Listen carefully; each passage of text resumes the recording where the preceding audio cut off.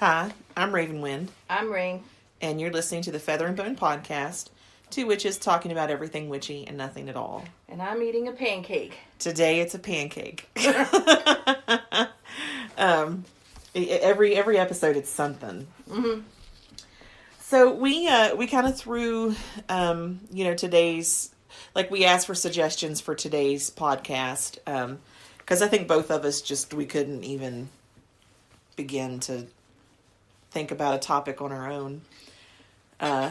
We were supposed to have a business meeting with our mundane job, and it didn't happen. Where we're supposed to go over the training and stuff. Yeah. So I'm like, what? She's like, what? Did I forget that we? No. So we were both kind of really dreading having to do that, and then at the last minute we didn't have to do that. It really fucked us up. It did. Mm-hmm. It really did.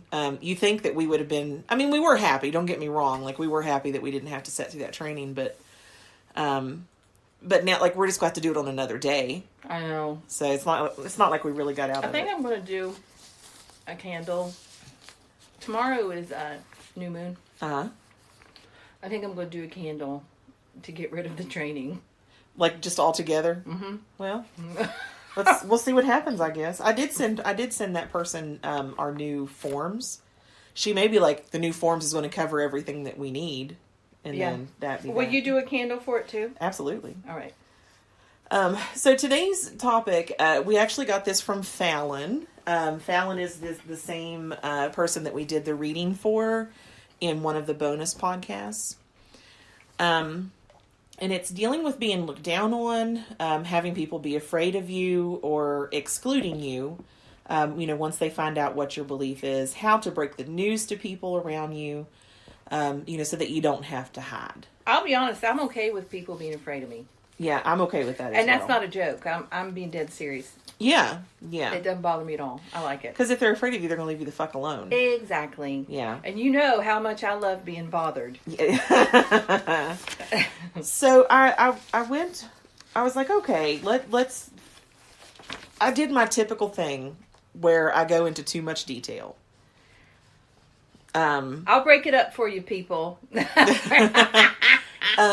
So first I was like, well, okay, she's talking about, what are your rights as a witch? Because she was talking that was what she suggested, and then there was a follow-up comment about her workplace and blah, blah, blah. So I thought at first we would talk about, just Wicca, witchcraft, whatever in the law and what your rights are. So of course, the Civil Rights Act of 1964. Jesus Christ. To be a bona fide religious belief entitled to protection under either the First Amendment or the Civil Rights Act itself, a belief must be sincerely held and within the believer's own scheme of things religious. It's a pretty broad, definition. So that's kind of the Civil Rights Act is what protects, people of religion. In the 80s, the District Court of Virginia. I was there. You were there in the 80s? I was in the 80s. I was in the 80s as well. You were just a little thing. I was just a little tiny baby. I was rocking out with neon clothes. Yeah. And the ponytail on the side of my head. Yeah. Yeah, because I was born 81. And I had the big ass bangs. Yeah. They were 3 feet off my head. Like flock of seagulls? Yes. I did. I looked like a lion. Like a lion. I look like a lion now. My hair's everywhere. I did mine on purpose. So in the 80s, the District Court of Virginia recognized witchcraft as a valid and legitimate religion in the case of... Now, if I say this wrong, I apologize. It's Dettmer. So Dietmer, whatever. Detmer versus Landon. And it was upheld later by a federal court, determining that people who practice witchcraft as a religion are entitled to the same constitutional protections as those who follow other belief systems. So in the 80s is when they had the case that, really solidified Wicca and witchcraft as a bona fide religion. But here's the thing to remember. There is no U.S. Supreme Court case that declares Wicca or witchcraft a religion. But the military will put on their tombstones. Yeah, that was another, and I didn't write that one in here. That was another case that, like, this mother, her son had died in combat. I think it was during the Gulf War, I think is when it was. And he was pagan, and she wanted to put the pinnacle on his tombstone in Arlington National Cemetery. Mm-hmm. And they had a very specific set of religious emblems that you could choose from, and the pentacle was not one. And she had to fight that in court and take that. And the military was like, listen, he died in service to his country, so put it on his fucking tombstone. I think I'd want like a moon symbol Yeah. of some kind. Yeah. Because I like being different. I don't... Like the triple moon or something maybe like even that. like the goddess symbol, where it's like the circle with like the half moon on top. Yeah, something like that. Yeah. I don't like being mainstream and being like everybody else. Yeah. I think that's just about everybody in the craft. That's why you don't see me running around wearing anything with a pinnacle on it. Yeah. Because everybody else is doing it. Yeah. Now, I used to have a necklace that broke that had just a little tiny pinnacle at the bottom of it. But if you wasn't looking for it, you wouldn't see it. But, you know, there is no U.S. Supreme Court case which declares Wicca or witchcraft a religion. Federal courts have recognized it as a religion by the standards for determining what is a religion that has been set by the Supreme Court. So basically it's saying that, like, even though there's no Supreme Court case that says Wicca and witchcraft is a recognized religion, the federal court, the federal cases that have come through that the federal courts have upheld have used the Supreme Court's definition of a religion to, you know, to say, yes, it's a religion. The biggest one was the United States versus Seeger. Well, hold on. Okay. I don't like following organized religion at all. I know. Okay, that's all. And that's going to come up later. Okay. That's going to come up later. It gets real tricky, okay? It's like my son in there that's getting something deep. You mention organized religion to him and he'll lose his goddamn mind. Yeah. Because he's like, it's all brainwashing. It's stupid. It's Yeah. to control people. And I'm like, yes, you are correct. And he came up with that all on his own. Yeah. That wasn't anything that you instilled. Mm-mm. So there is a Supreme Court case where the ruling kind of would, if anything, of like any kind of court case would make it to the Supreme Court that questioned whether or not Wicca or witchcraft was a religion. There's one case that would probably allow it to actually get traction in Supreme Court. And this is probably why nothing has ever went beyond federal, because the attorneys are all like, listen, the Supreme Court's already held this up. You can waste your money trying to get them not to hold it up. But anyway. Wait, stop. Look at his bowl of cereal. He's like, I couldn't find a bigger bowl, but I still wanted a large amount of cereal. It's like a mountain. Do you see him tiptoeing with it? So, the United States versus Seeger, this was an Army draft case. And so this was like, you know, back when they were drafting for the military. And he said that he didn't follow a set religion, like, you know, one of the big ones like Christianity or whatever. But his religious beliefs were in a way that it was against his belief to have to fight and kill somebody that he didn't they make a movie about that? They may have. I think they did. And he had to go anyway, right? No, he won. There was another one where the guy lost and he went to prison because he wouldn't go fight. But this one, he won. And in that one, Justice Douglas, in his report on why he upheld this man's belief that he shouldn't have to based on his religious beliefs, he said, if Congress were to distinguish between religions, this would violate both the free exercise of the First Amendment and the Due Process Clause of the Fifth Amendment. The words, a supreme being, has no narrow technical meaning in the field of religion.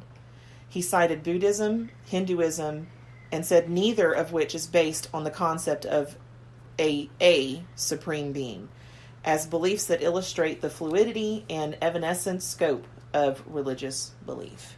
Why do these legal people write with words to where you have to read it 3 and 4 fucking times to know what the hell they're saying? I think it's because they paid so much for the education, like to have a law degree, that they're like, you know, we're going to make people work to understand us. Like, you remember my old parenting plan? Yeah. How often did I have to have you read that for me and explain it? Well, and the only reason that you know, because the jobs that I have had in the past were all very heavily court influenced.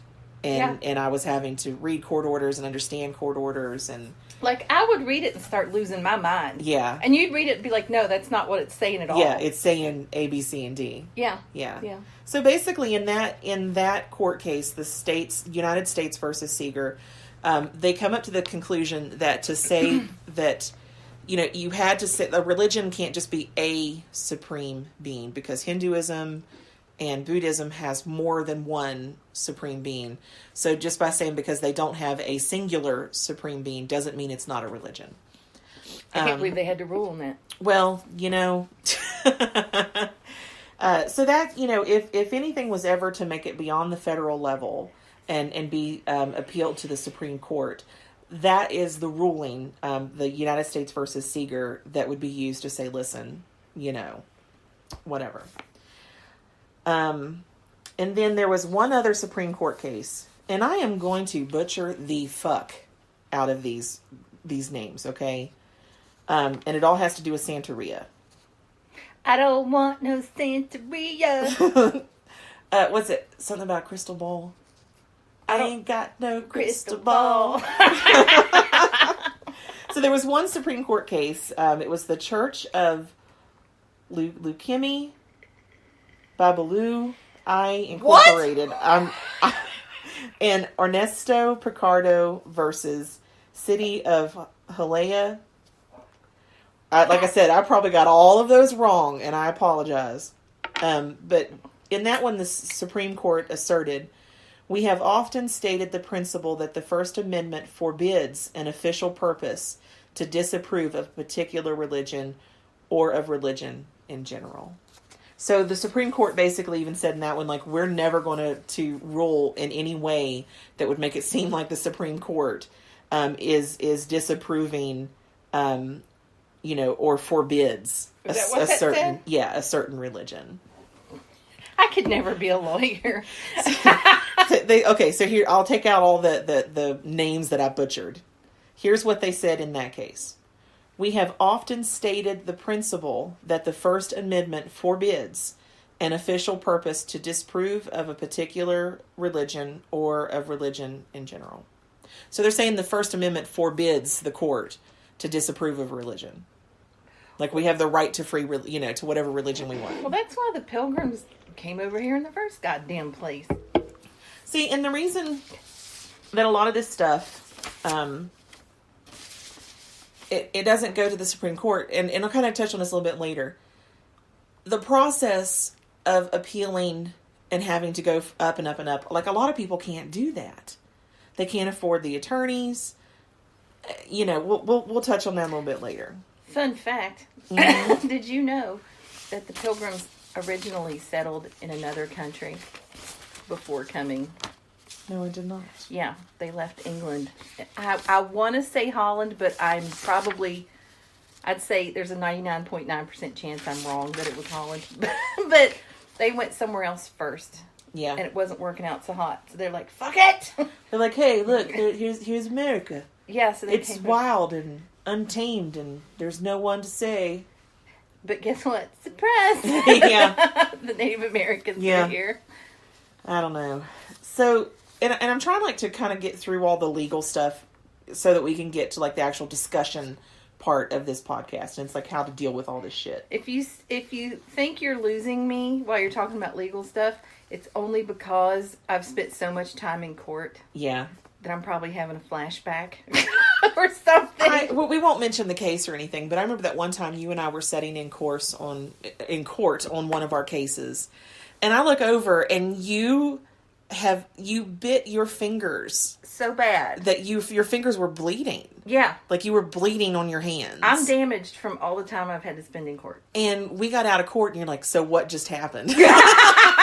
And I was like, well. I'm sweating right now. Yeah. You're like, we're just talking about court. If you see me put my fingers in my mouth, stop me. Yeah. Okay. So, I mean, that as far as like the court stuff, that's all that we'll talk about court stuff like, this Jesus. podcast. I didn't mean to. You're like, she's getting triggered. I didn't mean to trigger you.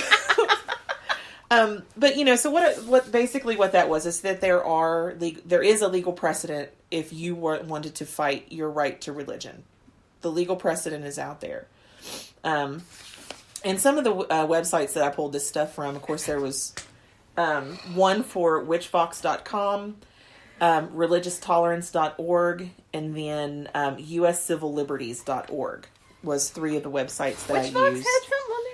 They have all kinds of articles. You know, Witchfox is a really good site, but I have a hard time navigating it. Yeah, it's not really laid out all that great. And I think what happened is because Witchfox was made like way back when the internet was banking new.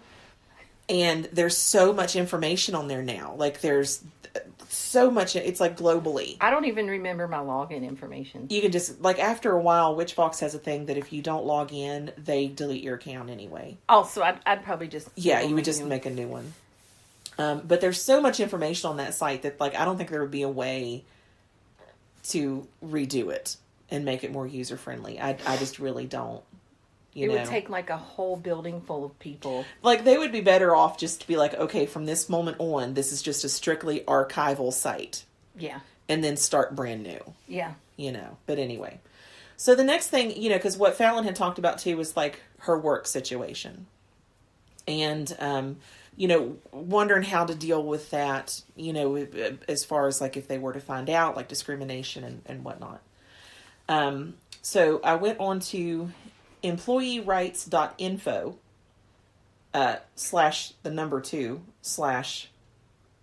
/2/grub law group /religious determination. That's the web address for all this stuff. Now they had there's a lot of information, and I just kind of whittled it down to just a few things that are kind of relevant to witchcraft and Wicca. So, first of all, what is religious discrimination? And I think that you and I have had this discussion, not just about religious discrimination, but like sexual orientation discrimination, discrimination against your race, like what constitutes that? Because anyone can say and scream, I'm being discriminated against. But there's a very set definition as to what it is. So religious discrimination is treating individuals differently in their employment because of their religion, their religious beliefs and practices, and or their request for accommodation. They give an example as like a change in a workplace rule or policy of their religious beliefs and practices. It also includes treating individuals differently in their employment because of their lack of religious belief or practice. The law protects not only people who belong to traditional organized religions such as Christian, Muslim, Jewish, or other faiths, but all people who have sincerely held religious, ethical, or moral beliefs. If you have been rejected for employment, fired, harassed, or otherwise harmed in your employment because of your religion, your religious beliefs and practices, and or your request for accommodation of your religious beliefs and practices, you may have suffered unlawful religious discrimination. Some workers experience religious discrimination may also experience other forms of illegal discrimination, and then it goes into like sexual preference and stuff. Well, here's my thing. People take that too far. Yeah. They could, they, I don't know how to say what I'm thinking. It's like they go to work and don't like some of the rules, or they get fussed at because they're actually not doing their job. Yeah. And they just scream, well, I'm being discriminated against because of A, B, C, and D. Yeah. And it goes into that. Like all of this goes into that. And that's what that's what you and I talk about all the time. Yeah. I mean, that really gets both It's of like, us. how about try doing your fucking job? Yeah. Most people don't give a shit. Business owners that I've... Yeah. No, most people don't Just do care. your job. Yeah, just do your job. Show up. Yeah. Don't call off all the time for stupid fucking reasons. Yeah. Like my cat vomited this morning, I can't come in. Come on, that's ridiculous. Show up, do your job, be dependable. Yeah. And 99.9% of the time, nobody's going to say a word to you. Yeah, they don't care. So then it talks about like, the failure to accommodate. And I think that is really what a lot of, when we take out all the other reasons for harassment and we just get it like the religious aspect. If you're asking for a day off from your job because of religious reasons and they don't allow that, that could be failure to accommodate. Well, like if someone's Muslim, I could see their work needing to let them pray at certain times of the day because that's their belief. It doesn't take very long. Give them a few minutes, let them pray. Yeah. And they'll get right back to work. And that's actually addressed in here. That's one of the examples they give. I'm sorry, I'm doing it to you again. No, I mean, that's fine. You were worried you wasn't going to be able to input anything into this episode. I gave you an anxiety attack. Another thing that is like the Seventh Day, what's it called? Seventh Day Adventist. Who don't eat bacon? Pork at all, but bacon. How could you not eat bacon? I don't.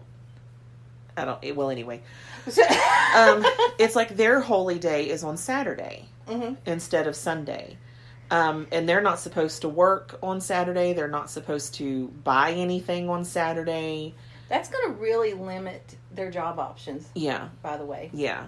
So if you were to say hey, this is my religion, I'm not supposed to work on Saturday, and they denied that, it could be failure to accommodate, but not always. The American legal system, for all of its rules and stuff, is really built upon the loopholes in the rules, We have 3 more people requesting to join our group. Well, let them join. No one answered my question.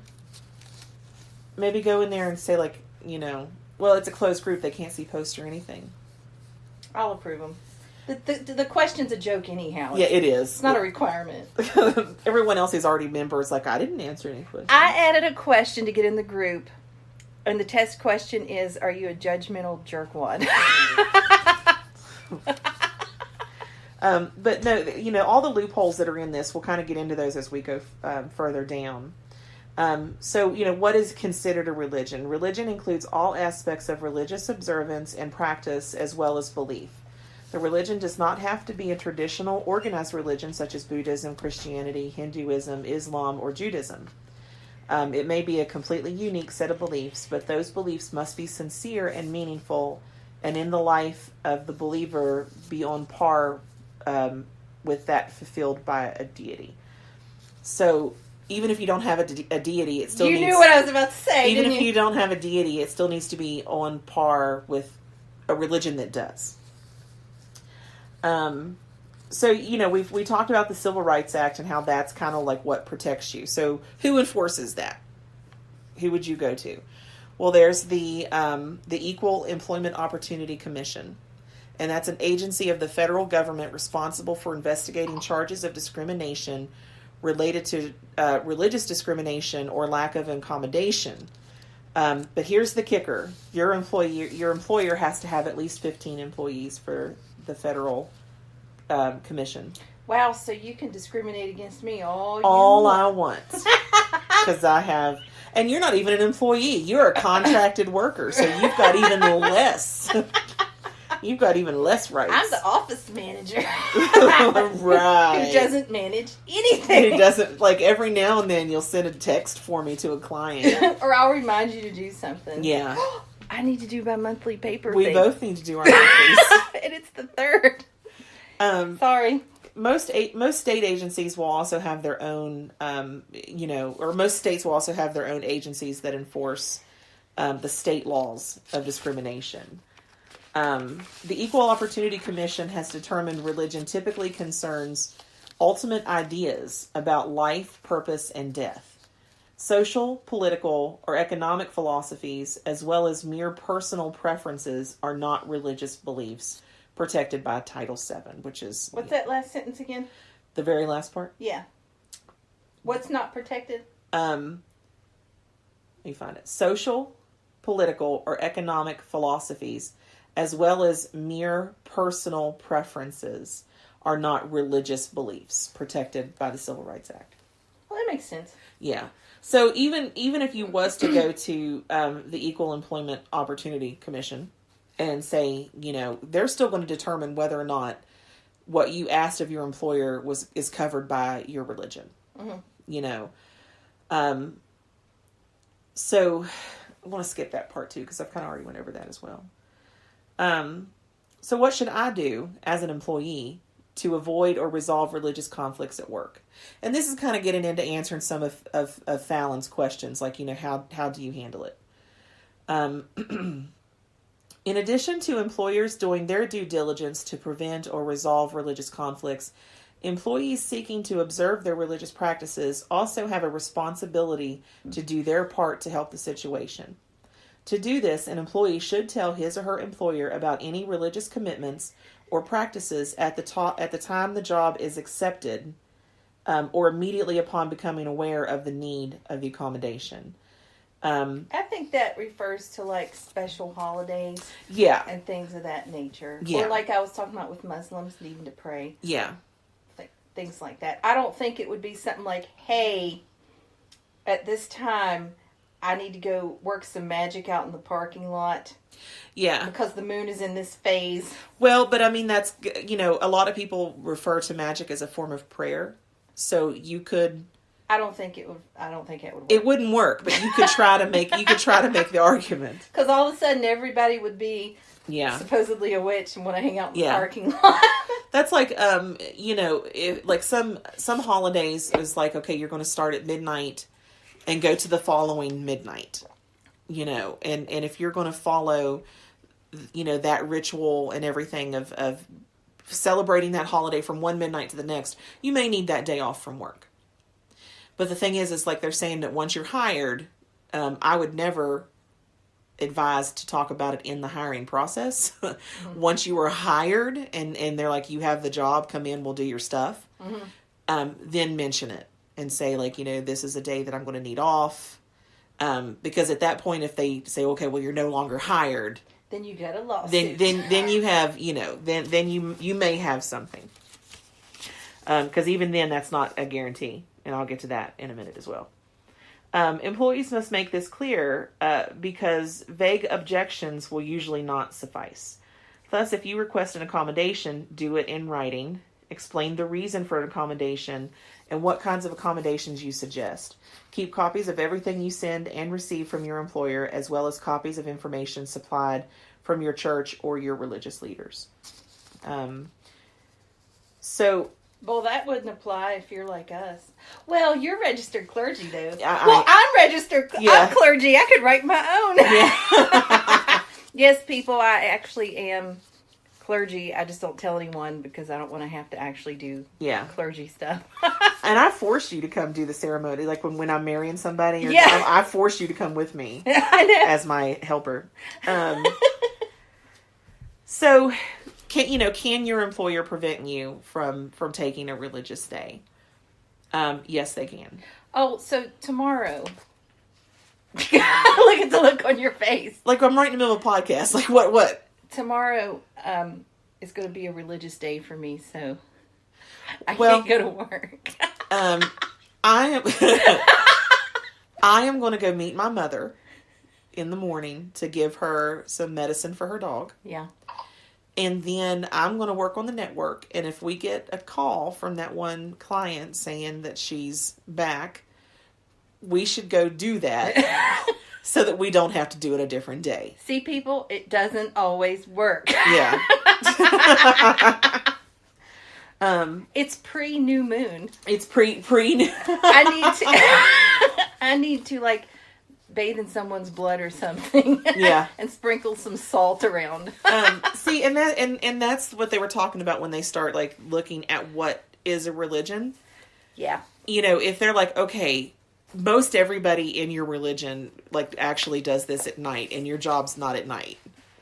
Like, why are you, needing a day off? Pre-new moon. Pre-new moon. That's a new one. Yeah. Guys, I'm just kidding. I'm not really trying to get her to give me a day off. Well, I mean, even if you wanted a day off, I'm like, okay. I know. We'll just work it. We make our own schedules. So. I wouldn't make you go to that house alone. Well, I wouldn't go alone. I wouldn't work tomorrow either. Well, wait a minute. Hold everything. So I'm like you. I'd rather get it done than delay it. So can your employer, prevent you from taking a religious day, off? I think they can. They can. Yeah. And what it does is they have to say, okay, by allowing this person to take this day off, it's going to place undue hardship on my business. It's going to cost me money. And if they can prove that, like a good example would be that there's no one else to take your shift. I was going to say it wouldn't be fair to the other employees. Like, say you did tell your employer you needed every Saturday off for religious purposes. That's not fair to everybody else that works there because they're going to have to work every single Saturday. Yeah. To cover for you not being able to work Saturday. Yeah. Well, and a lot of, because it talks about that as well. And you have to be willing to work with your employer. Mm-hmm. And willing to say, I'll do every other Saturday. Or I will work after, a certain time Saturday night, like if it's, a night shift or something, so that you can observe your religious, like go to church or whatever on Saturday. Yeah. Well, like Christian churches, they normally have 2 services on Sundays, one in the morning and one in the evening, so you can't even really use that if you're a Christian. Yeah. So, and it just, like, there was another case I looked out, but I didn't write it down because it was about Jehovah's Witnesses. We don't want you triggered as well. but because what happened is the guy was working in this factory where something was steel, and the factory got bought by another company, and they kept all the employees. They didn't, fire anybody. They kept everyone. But what the factory started producing was going to be used to make tanks for like the military and for war purposes. So the guy's like, I'm a Jehovah's Witness. We don't believe in war. Like we don't, they refuse to be drafted and everything. It could be an army tank for pleasure. just for a nice. My son looked up how to buy one online. So he went to his supervisor and he explained his why he didn't want to be doing that. The supervisor, in good faith, looked for another job, like that he could do within the company. And everything he was offered, the guy was like, no, that's still used. No, that's still used. Well, there was another Jehovah's Witness who was working there, and he was like, I have no problem with it. Like, we're just making a tank. Like, we're not. He's not killing anybody with it. Yeah. He's like, whatever happens with this after we make it, that, it's beyond us.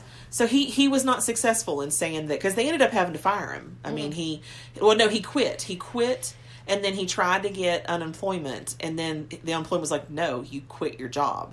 Yeah, that's not how it works. And he went all the way to Supreme Court with it, and the Supreme Court was like, you quit your job. Mm-hmm. They don't, owe you. He's like, then anyone who wanted to quit their job could then start drawing unemployment, and there's not funds for that. Yeah. So whatever. So if your workplace can say, with certainty that, helping you out by giving you that day off is going to be detrimental to them, in some way, mostly financial, then they don't have to give you that time off. So another thing they talk about, I asked my employer for time off, and now they're asking me all kinds of questions about my religion. Are they allowed to do that? Yes. Because they have to determine whether or not it's something that's legit. Yeah. They have to determine whether it's a sincerely held belief in order to, give it to you or not give it to you. Because any Tom, Dick, and Harry can say, like, hey, I'm a Pastafarian, and, every Wednesday is the day that we pray to the elbow macaroni god. So I need that off. I was trying not to laugh, but I couldn't help it. I can guarantee your employer's going to be like, okay, you need to tell me a little something about being a Pastafarian. Yeah. And what exactly is the elbow macaroni god? And hey, I should be a Pastafarian. You love pasta, like beyond anyone. It's not normal. It's really not. So yeah, they do have a right to question you about it. Now, they don't have a right to be like derogatory while they're questioning you about it. They need to be respectful, and you need to be respectful back. You're wanting your employer to support your religious preference. This is an example. One of the kids at my daughter's school lost his mind when she didn't say what she believed. She just said, "I'm not Christian." Yeah. He lost his mind. He's like, "I'm not going to leave you alone until I convert you and get you to believe in Jesus and all this." She looks at him. She goes, "Why are you giving me a hard time? It doesn't bother me that you're Christian." Like she says Christian with such venom. Like the way she turned it around was so beautiful. It was perfect. Well, and your daughter has every right to be kind of venomous when it comes to Christianity. She really does. Her male parental unit. Yes. Forced her to watch Passion of the Christ. Yeah, because she wasn't listening to him well or doing well in school. Yeah. So they're like, "You need Jesus." Yeah. And so she watches Passion of the Christ, comes back and talks to us about it. Okay, guys. This is great. She's like, "You wouldn't believe what they did to that poor donkey." She wasn't upset about what happened to Jesus. She was upset about what that donkey ever do to anybody. It was great. And I think she even said that to her dad. I don't remember. I think she did. And he was like, "Really? Like that's what you paid attention to?"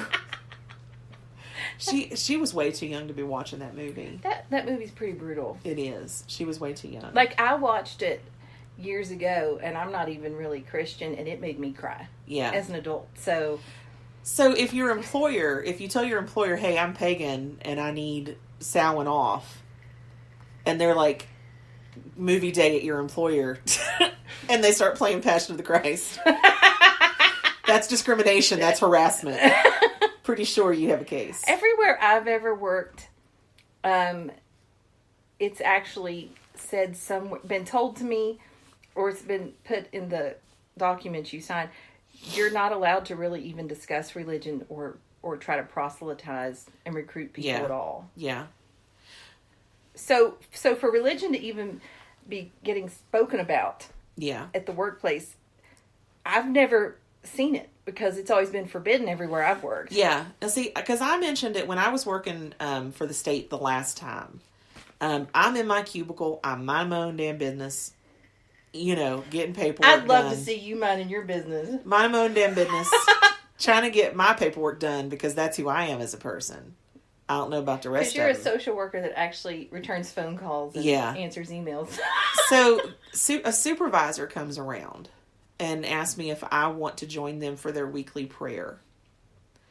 And they would go into the visitation room, get in a circle, hold hands, and pray. And I was like, "No, thanks." That was my first response. "No, thanks." Mm-hmm. She's like, "Oh, really? It'd be nice if you would join us as a new employee, blah, blah, blah, blah." So I was like, I'm a pagan. Mm-hmm. I don't believe in a Christian God. Mm-hmm. Okay. She was going real quick. She was. They probably went in there and prayed for the pagan employee. Yeah. To find Jesus. So, and that's another thing to talk about. Like, no, I'll get to that later. I don't want to skip ahead. So the next one is, can you dress according to your religion, your religious customs or beliefs on the job? No. Well, this talks about, like, if you have to wear a turban or what's it called? A Sikh? One of those Sikhs? Yeah. Like, Nick, what's his name? He was married to Mariah Carey. Yeah. You know who I'm talking about. Mm-hmm. Real cute guy.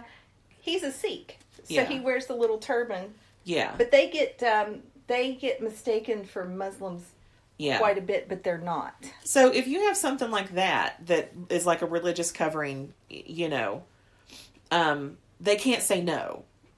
But you can't go in there with your ceremonial ritual garb. they're you could try, and that, but like you couldn't go in there like wearing like this big, like a t-shirt with a big pinnacle on it. Maybe when we start going to meet people for the first time, you should start wearing your ceremonial outfit for marriages and stuff. Oh, yeah. With the little bells and all that. All my, like, tinkly jewelry. And I'll put on my picked face paint with the blue stripes, the warrior paint. I have a purple stole. That is just... Fucking So fantastic. you'll show up Yeah. dressed like a priestess, and I'll look like a warrior. Yeah. Then I'd have blue zits on my face from where it would get in my pores. Yeah.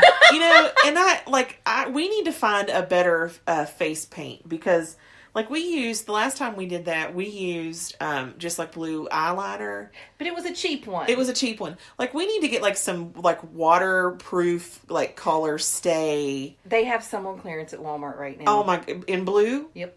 Oh, The same blue. We need to go get it. You know the section where I buy my face astringent? Yeah. It's right there. Yeah. I almost got them yesterday, and I'm like, no, I'm on a budget. No, how much were they? Like $4. Oh my God. Okay. Because payday's not till Tuesday. Yeah. Well, we might get paid tomorrow. What? Yeah, because remember the check number was for Thursday, so Friday would be considered one day, and we usually get it the second day, so Monday. If we get paid tomorrow, we will go get them. There were only 2 of them. But it's the tattoo studio kind. Okay, yeah. It doesn't come off till you wash it off. Okay, because mine, like, where I sweat, and then it started running down my face, and I look like a hot mess. I look like a prostitute by the end of the day. Like, like, you know how, like, at the end, a prostitute at the end of her shift, her makeup's all, like, halfway down her cheekbones, and, like, that's what I look like. We should post a picture of me, you, and the offspring in the group. Oh, yeah. With our face paint on. Yeah, the one that we took that one time or a new one? Yeah, well, we can do a new one. Okay, because the old one's in my Facebook. I'll have to find it. But anyway, you can't show up wearing, like, your witch t-shirt. Yeah. At work. They could make you not wear that as part of the dress code of the company. Are we going to go into that part of things right now? Which part? Remember how when we were talking about the podcast, I started talking about things I wear out in public? We'll get to that. It comes up. So it's not now? Yeah. Okay. Yeah, it comes up. So, if you can prove that it's like, and like what's it called, a hijab or whatever. There's a burqa. That's the outfit I think that covers everything. Don't quote me, guys, because Yeah. I don't know a lot about this. I think that's the one where you can just see the eyes. Yeah. But the one that just covers the hair. Yeah, I think that's I think you pronounce it a hijab. It's Hijab. I really don't know. Anyway. I would sweat like a farm animal. Yeah. You can wear, like, those stuff, they can't tell you can't wear it. But, unless it is a safety concern.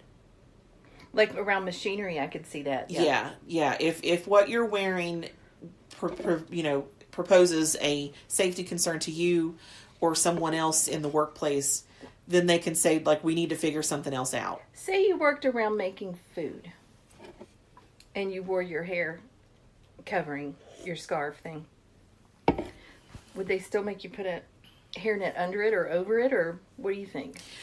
I don't know. They might make you, because I think that, like, if the health inspector come by, I think you have to have one on. Because there could still be, like, you and I wouldn't, if we wore a hair covering like that, we wouldn't wash it every day. Yeah. So there would have to be little hair stuck to it, and you would think that there's a risk of it getting in the food. Well, and I think besides that, I think, like, the health inspector, most places say that, well, I mean, not necessarily, because, like, in restaurants, you don't have to wear a hairnet. Like, you can wear a hat or whatever. At Walmart, I love it at Walmart at the deli counter. Oh, the guys. The dude with the beard thing. He's wearing, like, the beard net. Yes. Yeah. And every time he comes up to wait on us, he's like, what do you want? Like, you can tell he's so unhappy. So then they talk a little bit about, and then like, this will be the last of, like, the legal stuff, and then we'll get into, well, no, I misspoke. I did look up some stuff on school. So, like, what are your remedies available if you have been discriminated against because of your religion? Like, this is talking about, like, what is your attorney going to get for you? Assuming you've been laid off, you've been fired, like, whatever. You could get back pay. They may have to hire you back. They may have to give you a promotion if they denied it. They may have to reinstate whatever they took from you. They may have to do compensatory type damages for emotional pain and suffering, punitive damages, which is to punish the employer.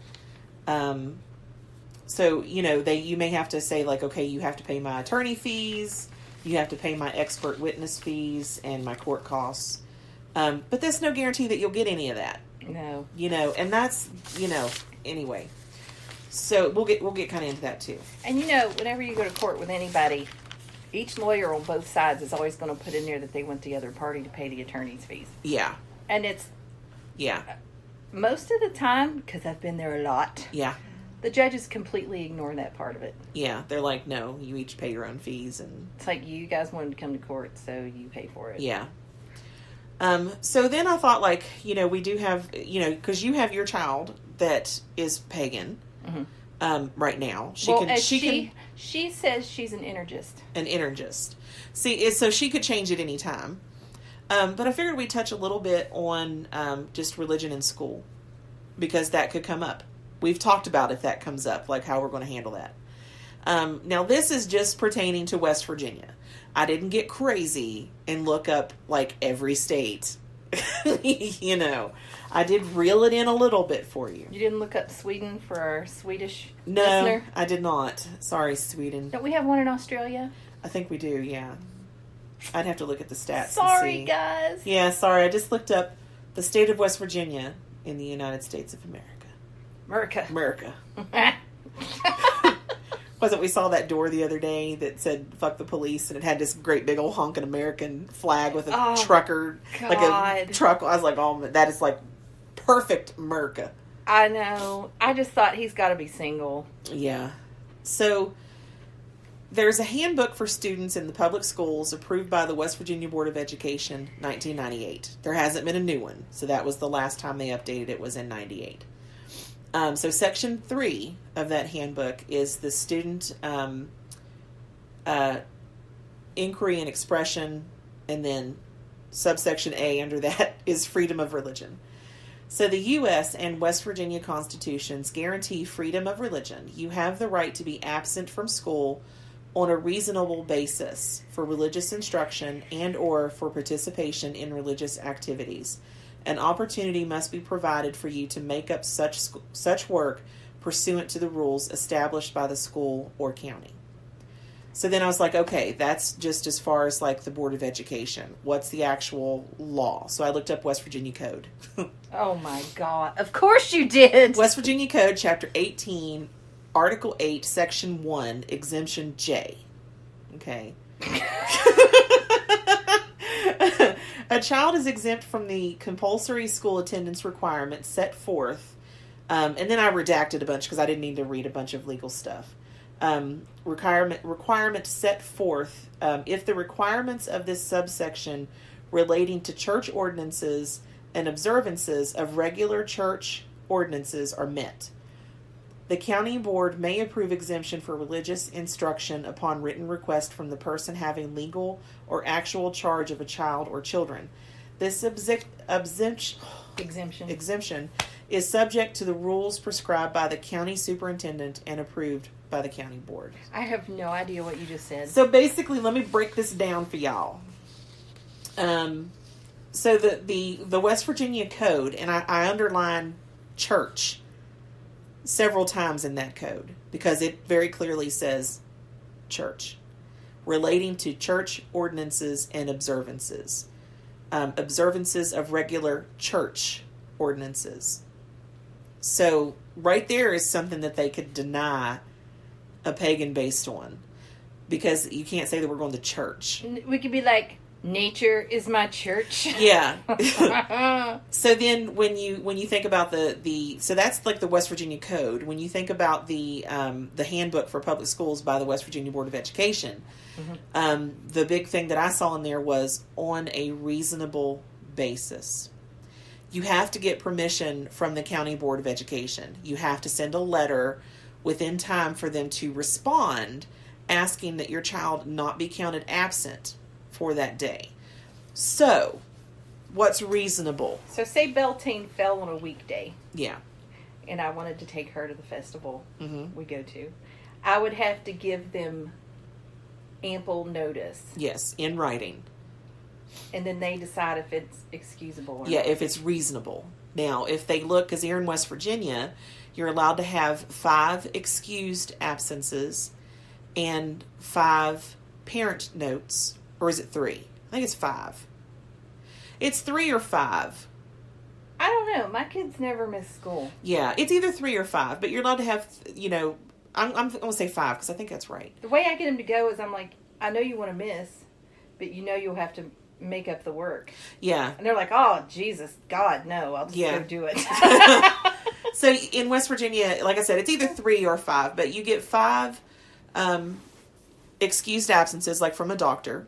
You get 5 parent excuses, where a parent can write and say, my child's sick, but because my insurance is stupid, I can't take them to the doctor. And then you get 5 unexcused absences. So that's 15 days total that your child can be, absent from school without being truant. Right. So if you send a letter to the Board of Education and you're asking for your child to have this religious day off, and they look at your child's attendance record, and they've missed more than the 15 days that are allowed, they're more than likely going to say no because it's not reasonable. Yeah. You have a legal obligation for your child to be in school. So they would deny it based on that. Yeah. And there would be nothing you can do about it. So, it's one, and you can't just be like, well, tomorrow is the festival of, whatever, and my kid's not going to go to school. Now, if your child hasn't missed a lot of school, I would suggest you just keep them home and send a parent excuse. Yeah. Or keep them home and have an unexcused day. Well, see, the way I look at it, to me, school's way more important. Yeah. Than getting to go dance around a pole.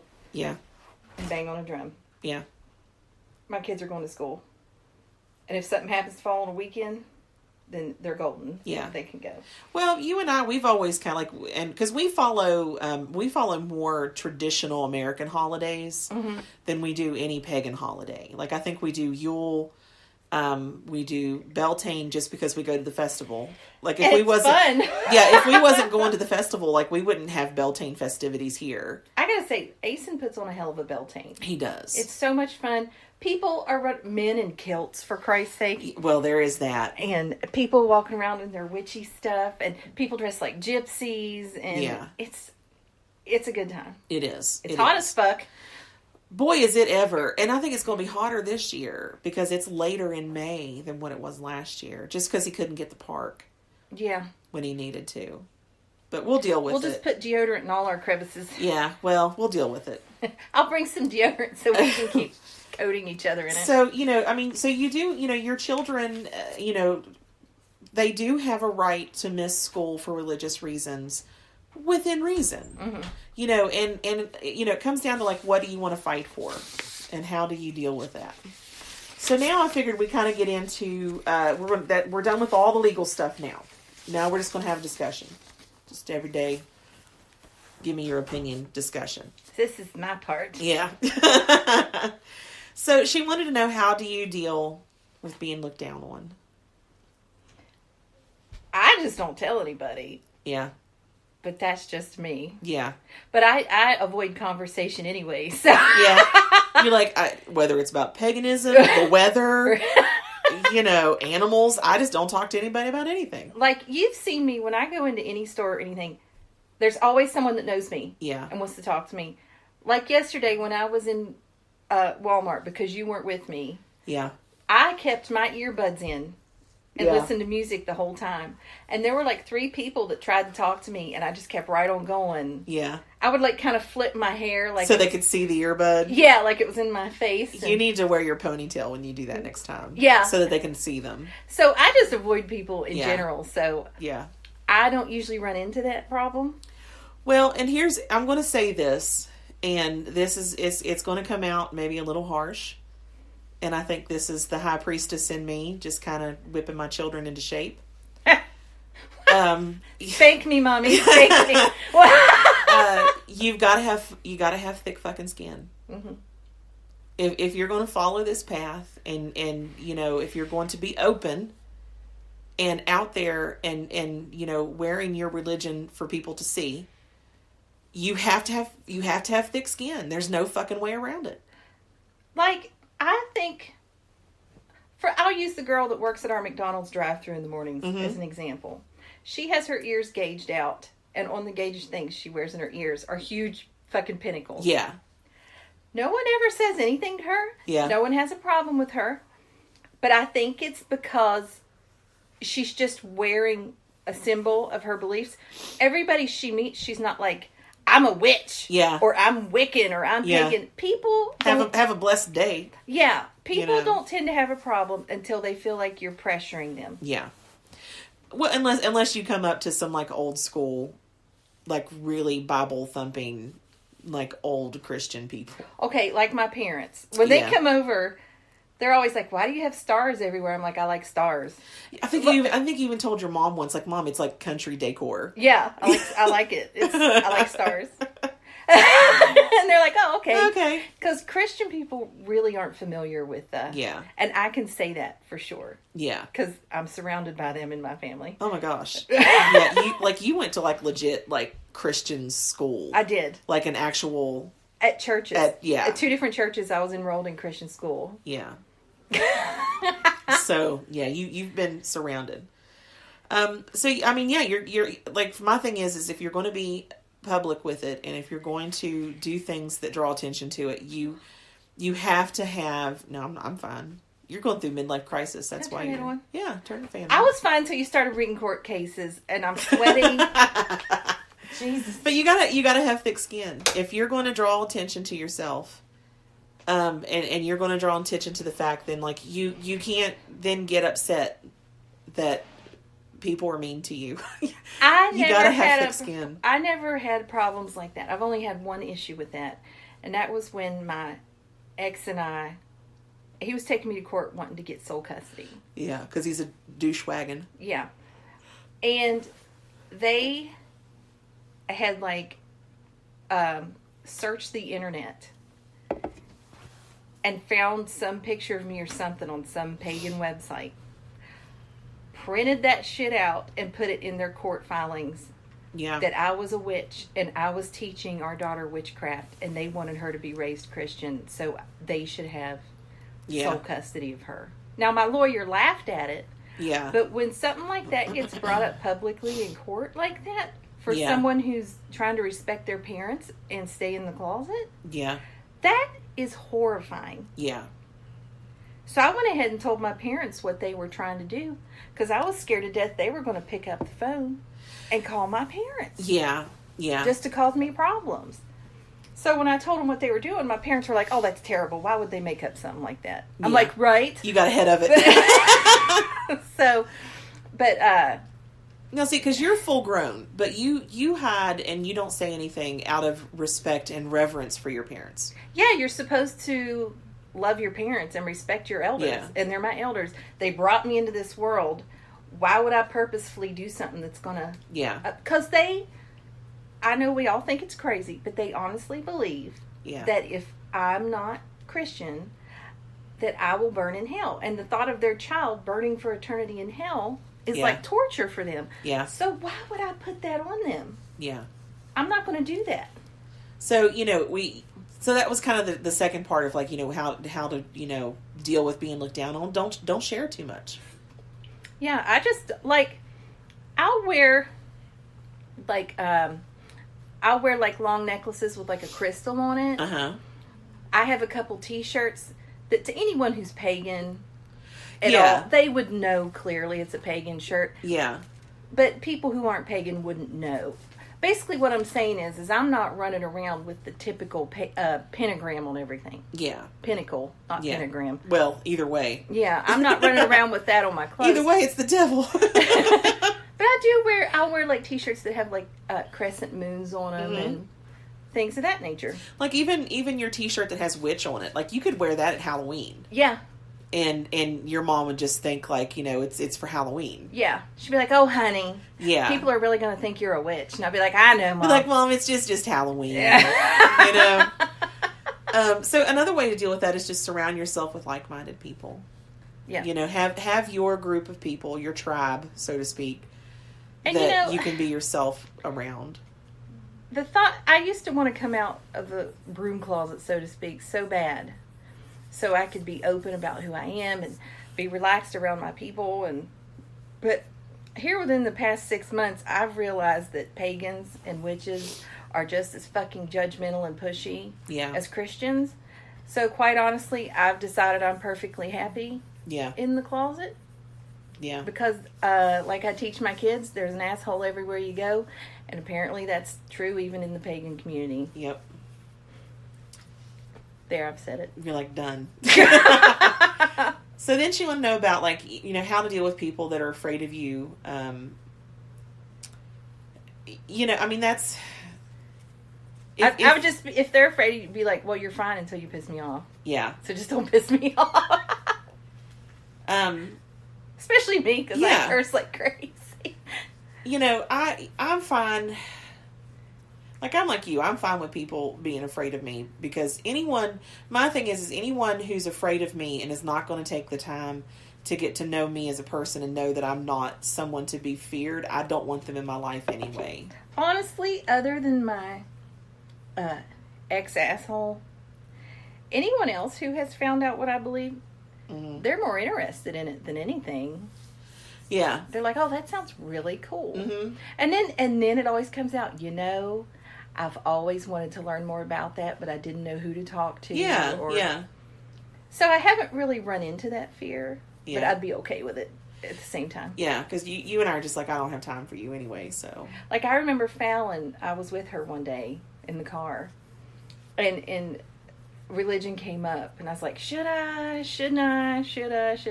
So I'm very gently threw into the conversation what I believed. And she was all over it, man. She's like, right?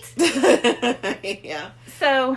Well, and that was another thing she asked, like, how do you tell those around you? And the presentation is everything. I'm a witch. I wouldn't walk around and now, personally. Yeah.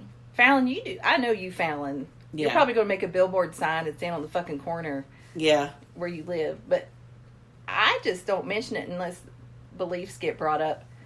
And you can pretty much tell how the person's talking if they're going to be a hardliner asshole about it. Mm-hmm. But if it's someone that you can tell is open-minded and is just having a normal conversation, you could just say, I'm a spiritualist. Yeah. Or I'm an energist. Mm-hmm.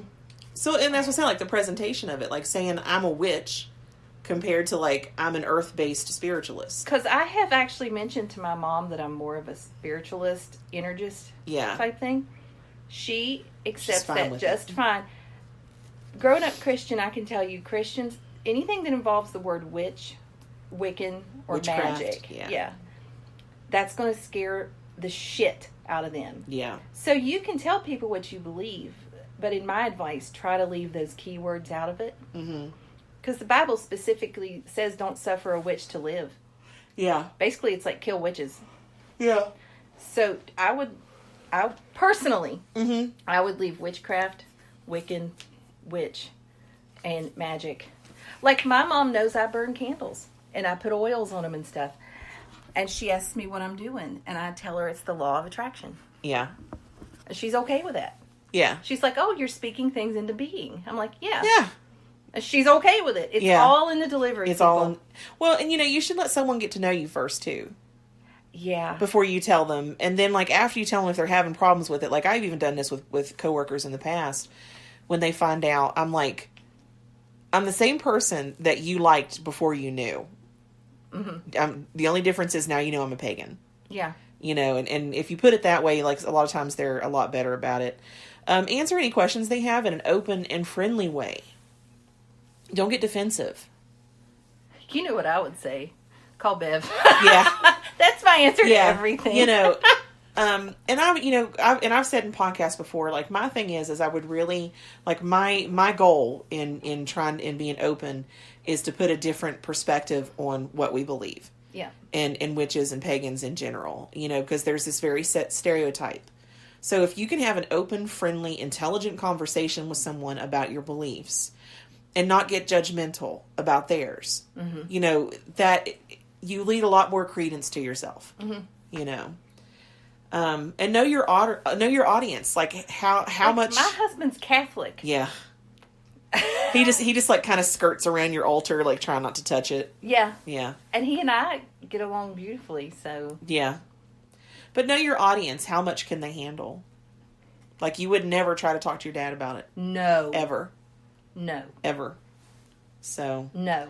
It might kill him. I could see it, like, him having a traumatic heart attack. Honestly, it would really do something to him. He's been on missionary trips, for Christ's sake. Yeah. To other countries and everything. Yeah. He would be devastated. He's very Christian.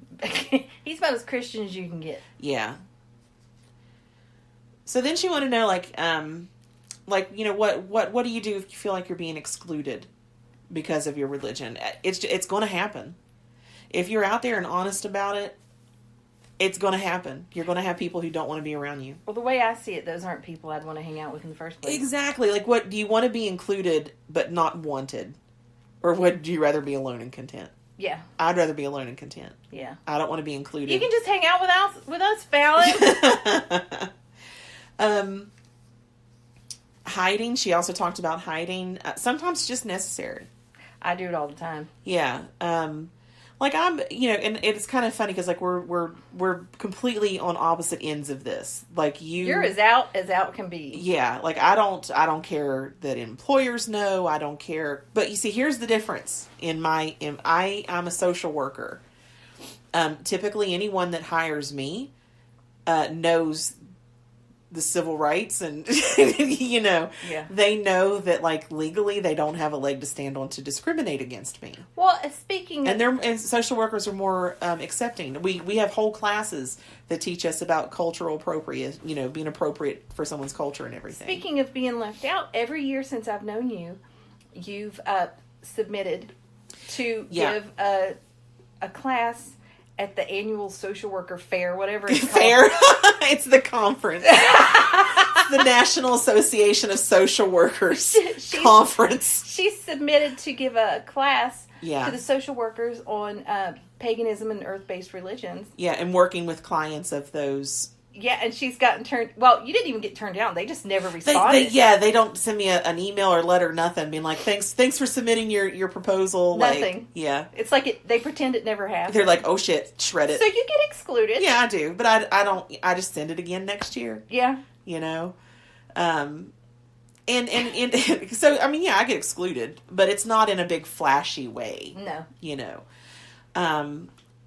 They probably look at it, honestly, as how many of the workers would actually want to take this class. I think they would be surprised. Mm-hmm. I think they would be surprised.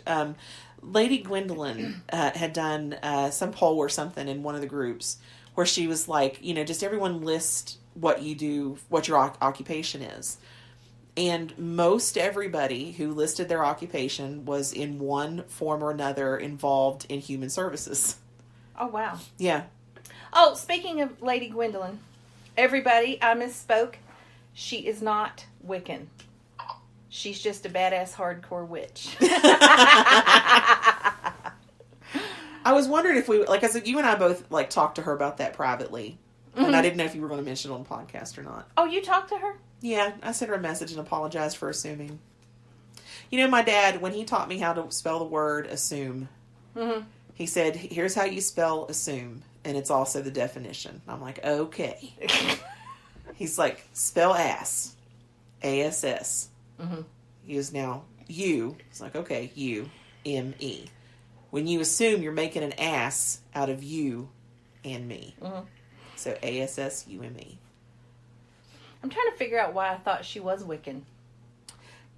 I don't know. I think we stereotyped her. And I don't think so. I feel bad. There's something... I know there's a reason, but I can't remember what the hell it was. I don't know either. So yeah, but so hiding sometimes it's just necessary. Yeah. It is. It's just necessary. Necessary. So of course, you know, we kind of touched on the employment thing too, but like here's like your bills and feeding your family should always trump your wanting to be open and out there. Yeah. You know, taking care of your responsibilities as an adult. I kind of like walking around feeling like I've got a secret. Yeah. You're like, but that's part of my personality. Yeah, it really is. It really is. Who doesn't have a secret? This one right here. Oh, I have secrets. Religious secrets. Religious secrets, no. So I mean that kind of sums it up. I mean, there's the podcast, because basically I didn't want to just answer her questions and say like, you're going to have thick skin. You may have to hide it. Don't be so open. Like, I didn't want to just say that. So I did do like the legal, like, you do have legal means of dealing with this. The likelihood that you would, 1, be able to afford it, 2, be able to have an attorney agree to do it, and 3, win. That's why, and that's not just for religious purposes. That's why, like, any homosexual person, anyone that's ever been discriminated against because of their race, their gender identity, any of that will tell you, yeah, we have rights. We know we have rights, but we have no way of enforcing them. Well, here's my take on it. Some people might not like this. Nobody likes having Christianity pushed on them. Yeah. Especially at work. Especially at work. Nobody likes having religious beliefs pushed on them. It goes the same with paganism. Yeah. And being a Wiccan. Nobody wants that shit forced on them. Yeah. I don't think the workplace is the time or place to be discussing it. Yeah. That's having your own grandparents lecture you about Christianity all the time. Yes. And, as far as, like, wearing emblems and things like that, like you talked about the pinnacle. There's other emblems that you can wear that Joe Schmo off the street may not realize what it's for. There are all kinds of goddess symbols. Triple moon. You can wear something with a crescent moon. The Triskele, I think that's how you say it. Triskele, yeah. Yeah. I love the Triskele. Yeah. And what it represents. Yeah. And it's not even necessarily a pagan thing. Yeah, like if your totem animal is a raven, you can wear a raven pendant. I mean, it's... Like I was telling her before we even started the podcast, I don't like wearing a pinnacle because everybody's wearing pinnacles. I like to be different. Yeah. And people, when they see a pinnacle, they naturally think, they're not even thinking witch, they're thinking satanic. Yeah. Or like Fallon said, she had that one little girl at the restaurant, some little teenage waitress, be like, oh my God, you like supernatural too? She's like, no. I'd be like, yeah, I watch it all the time. Yeah. So I don't wear pinnacles around. Yeah. Just because I don't like being typical. Yeah. Like, we talked about wanting to get matching tattoos. Like, some type of, like, magical, whatever that would, that we could share. And I think we've kind of narrowed it down to, like, the triple moon or the moon phases or something. Because I had wanted a Triskele, but you didn't. Yeah. But we found one with the moon phases that we both really like. Yeah. Now, to me, any pagan or witch that sees that is going to know what that's that about. Means. Yeah. But any Christian will be just like, oh, that's cool. They like the moon phases. Yeah, they must really like the sky. They're really into astronomy. Yeah. Be like, well, I wanted to get the Aurora Borealis, but all those colors would be more expensive. God. So, and this is, I'm going to quote Will Smith. I know, out of nowhere. And I was like flipping through Facebook. And, of course, that big scandal that's going on right now with the Kardashians and the best friend that slept with the other Kardashian's husband or whatever. Yeah. She wasn't married to him. Whatever. You may not know. I don't follow that shit, but you may not know that what's her name? Jordan Woods, I think. I know Jordan. I don't know the last part. She grew up with Will Smith's children. Mm-hmm. She actually met her best friend through Jaden, or whatever the son's name. Jaden Smith. So they all grew up together. So here you have the Smiths, who are friends with the Kardashians, and they're friends with, Jordan's family. So they very much feel in the middle of it. And of course they have that red table talk. Do you know about that? Mm-hmm. So do I know about? Well, really? You might want to look it up, because they brought Jordan onto the red table to talk about what happened. And at the beginning of the show, Will Smith was talking. And he said something that I was like, oh my God, it fits with the podcast perfectly. And he says, the world attacks. It just happens. You will never get around the world attacking. Like, did she actually sleep with him? I didn't watch the whole thing. I didn't watch the whole thing. I was watching Stargate. See, I don't understand why everybody's mad at her and no one's mad at him. Because that's typically what happens. Everyone's always mad at the woman. They're never mad at the man. Like, if... She seduced him. If I was married to someone and he cheated on me, which has happened with my first marriage, I wouldn't really be mad at the woman. I'd be mad at my husband, and I'd kick his ass to the curb. I would need details. If she knew that he was married, and she knew or had a significant other or whatever, and she still chose to do that, I would be mad at both of them. Mm-hmm. But I wouldn't forgive him. I wouldn't go trying to fight her and stay with him or any of that crazy business. Yeah. I would be done with both of them. Yeah. Because, and I'd go get checked for STDs. Exactly. Because, I have a very short list of things that's a deal breaker for me in relationships.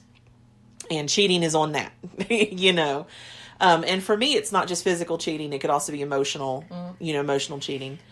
I almost think the emotional cheating is worse. Is worse than the physical cheating. Yeah. I think they're both bad. They are. They are. Yeah. So yeah, I'm right there with you. That's a deal breaker for me. If anybody else touched my husband's penis, my marriage is over. I'm getting a divorce. Well, unless it's a doctor in an exam. And he has something wrong with his penis. Yeah, he can't just go in for a regular penis touch by his doctor.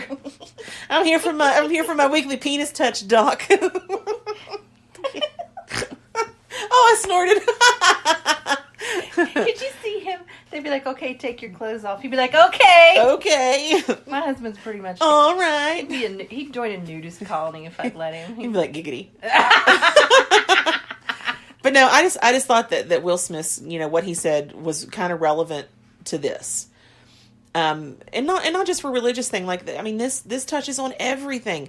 Sexuality, gender identification, the color of your skin, where you live, what school you've went to. Everything. You're going to be attacked. Well, I'm going to quote Lady Gaga. Go ahead. It's my most recent favorite quote. Okay. She says, "Social media is the sewer of the internet." Yeah.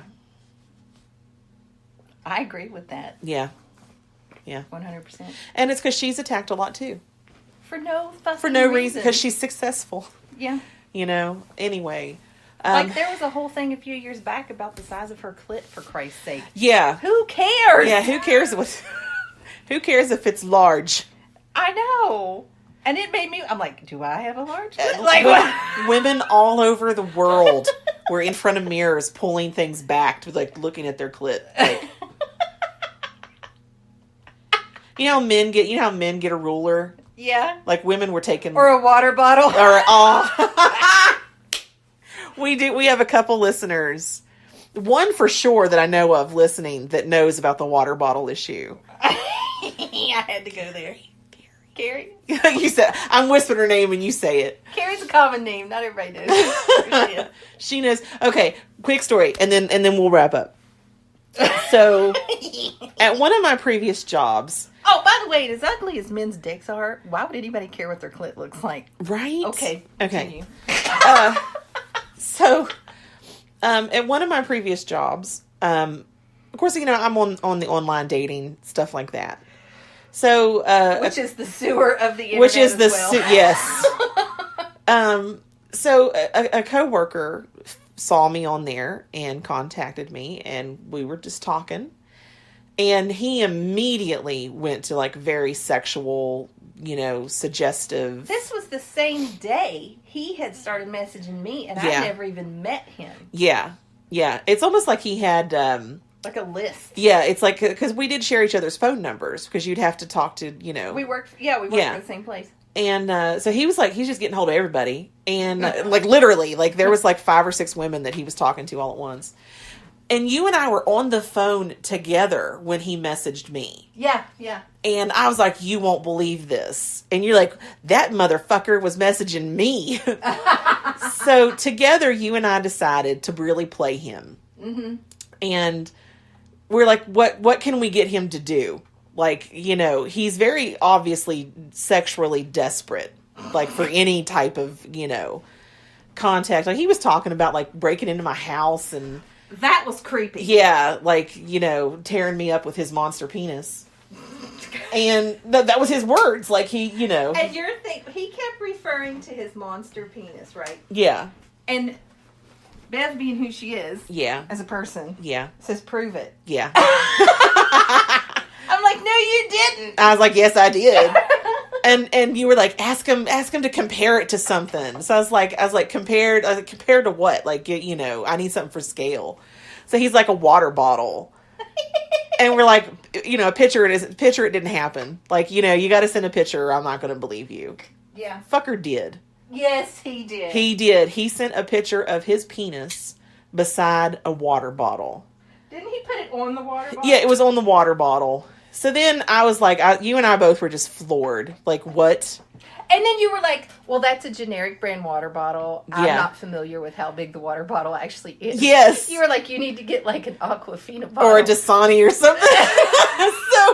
so he found a name brand water bottle. He did. And it sent another photo. And I was like, yeah, but that brand also has small bottles that you can get out of, like, pop can vending machines. And didn't he have like water bottles all over his bathroom floor? Yeah, there was like everywhere. It was creepy. Yeah.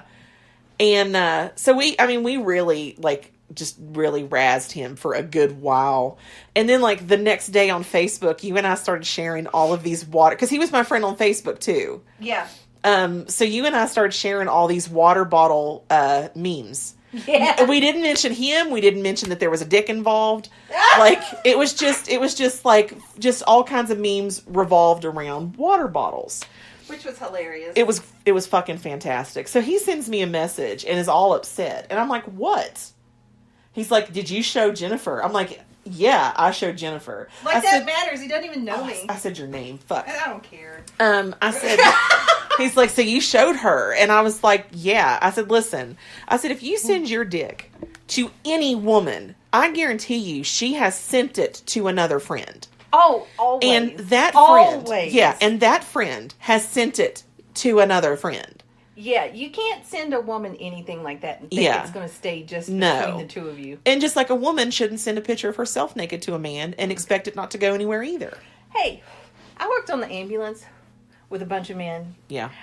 They would show me Yeah. pictures these women were sending them of their boobs and their asses and all Yeah. this shit. They do that. Yeah. And I'm just be like, okay, that's nice. I mean, what am I supposed to do? They consider me one of the guys. But at the same time, I'm like, I'm not really a dude. I don't want to see your girlfriend's tits, okay? Yeah. Like, keep that to yourself. What you should have done was start looking at him weird. Like, just cock your head to the side and go, has she seen a doctor? And just leave it at that. Just leave it at that. Be like, never mind. Yeah, no. None of my business.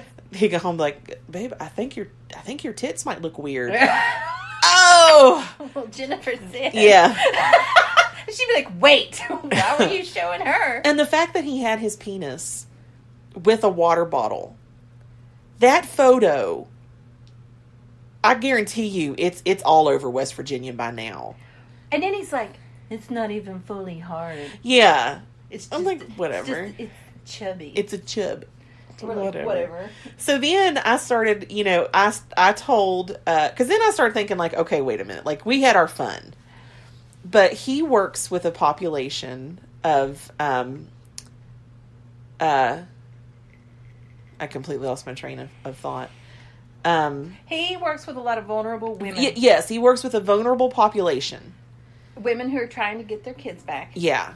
And then I was like, if he's that desperate that he was messaging, Dawn, he was messaging me, I was like, I need to just talk to some other people that work for the same company. I wasn't ready to go to the big boss with it yet. So I got a hold of the other woman, and she was like, oh my God. Was it? Yeah. Okay. He was talking to me about that kind of stuff too. I don't remember if he sent her pictures of his penis or not. But then she got to talking to other people, and like almost every single woman that worked in that company had seen his dick. Well, either had seen his dick or talked to him about his dick. Now, he never sent me a picture of his dick. Oh, I think you shut him down quick though. Well, yeah, I'm happily married. Yeah, you were like, I'm married, and this isn't appropriate. Yeah. And then that was the end of it. Yeah.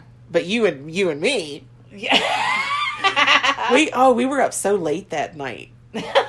just talking back and forth with him. My husband even knew about it. Yeah. I was like, you're not going to believe this. He sent this picture. He's like, nah. Yeah. Your husband has seen his dick. Yes. Because you're like, look at this fool sent this to bed. You know, my dating life actually adds a little bit of excitement to you and your husband. You could honestly write a book. I could. It would sell very well. Because it's just comical. The shit that's happened, yeah. We have to laugh about it or else we'd cry. Yeah. Man, we got way off topic. Sorry, guys. Talking about dicks and way off topic. Yeah. I think we can just close it out. So don't do that in the workplace either. Yeah. That's sexual harassment and will be taken a lot more seriously than religious harassment. So I don't know if we really answered Fallon's question. Well, I mean, you know, I did give her the legal precedent that if she was, you know, to feel like she was being discriminated against, like with housing or work or anything like that, there is legal precedent. It's just like anyone else who's been discriminated against. How can you enforce it? Well, my opinion is no one, and I mean no one, no matter what your belief, likes having religion or beliefs shoved in their face. Yeah. So I don't think we should do it no matter what your belief system is. Yeah. You can represent it, but I don't think you should walk around being like, I'm a witch. Yeah. Deal with it. That's rude. Yeah. Well, and I think that even if you were, like, let's say you was to be wearing some type of emblem, you know, of your faith, and they recognized it for, if it's a pinnacle or whatever, and you're at work and they ask you about it, I think that, like, I would say, you know, it's really not appropriate to discuss religion at work. I'm glad you said that because I've said, my daughter and her friend were with me in the car one time and started asking me, what do you think is right? Blah, blah, blah. It was about religion. Yeah. And I said, guys, too many soldiers around the world have fought and died in stupid, frivolous religious wars for us to even debate about religious beliefs. Yeah. I'm like, my religious beliefs are mine and mine alone. It's nobody's fucking business. Yeah. No, you wouldn't want to take that tone at work. Not at work, no. You wouldn't want to be, none of this, nobody's fucking business. I've told people before that I don't discuss religion. Yeah. Yeah.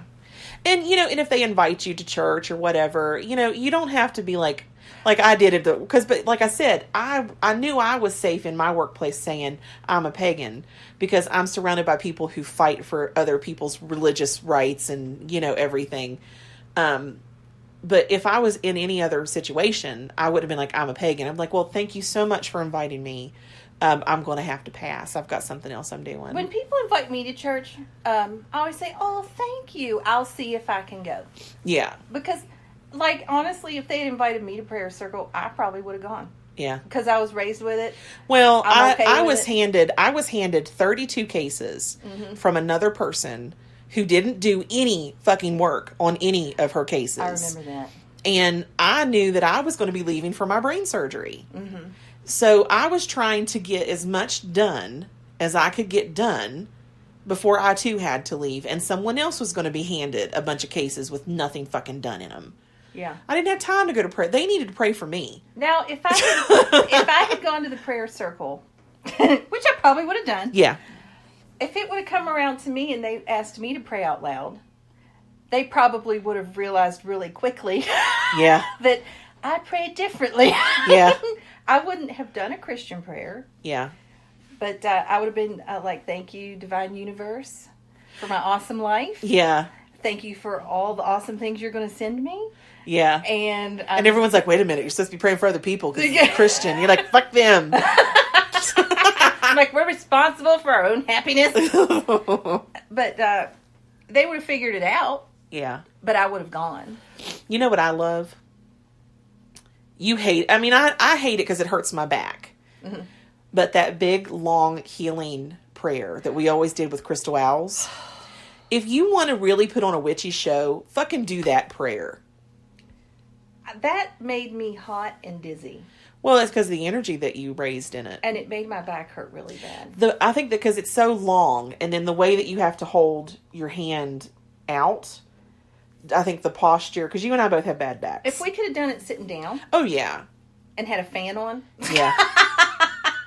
Because it was a lot of energy to, like, that particular prayer. And we always did it in a small room. Yeah, and we had, like, hundreds of candles lit. Like, not hundreds, but there was, at least 30. Yeah, 30 to 50 candles, like, tea light candles lit, So, yeah, I mean, between that and then the energy that it raises and everything, because it does have a very, like, the vibrational nuances of it. Like, you raise the energy, you raise the energy, you raise the energy. Mm-hmm. You get faster and faster and faster as you do it. So, yeah, I mean, it takes a lot out of you. But if you wanted to really, like, scare a Christian and you're like, let me do a healing, ritual, chant over you, fucking pull that one out. I'll tell you what was great. My cousin Vicky, she converted to Judaism, and she changed her name and everything. Oh my God! What? It stopped recording at 1 hour and 19 minutes. I wonder where that was. You'll have to play the end of it.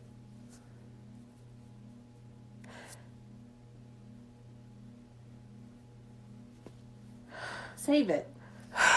We can just do it. Be like episode 15 continued.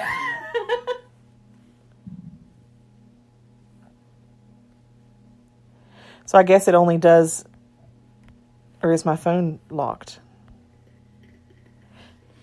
Is it still recording? It doesn't look, I don't know. It doesn't look like it is.